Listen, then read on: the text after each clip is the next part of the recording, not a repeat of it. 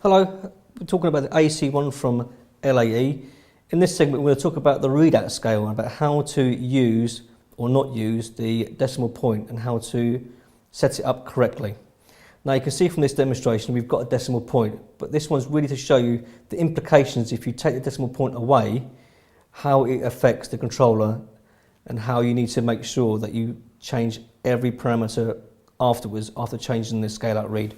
So we're going to enter the parameters by pushing and holding the two end buttons together. The first parameter that reads is SCL. Now this is the scale. So by pushing and holding the I button, we have set it to 1. 1 degree means we are going to see the decimal point. By changing it to 2 means we are no longer going to see the decimal point. Our set point, when we go and have a look at it,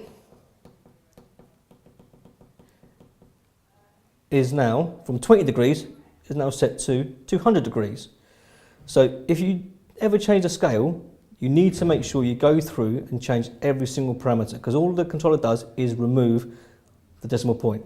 So if we was to come out, it now reads 23 degrees, but the set point is at 200 degrees. So we have to make sure we go back in. Again, the first parameter will be SCL for the scale. Push and hold, take it down to 1. We can go to our parameter 1SP to double check that we're now back to a 20 degree set point. So by pushing this button we come out and now we're at 23.1, 23.2. So we now can physically see that the decimal point is working to our advantage.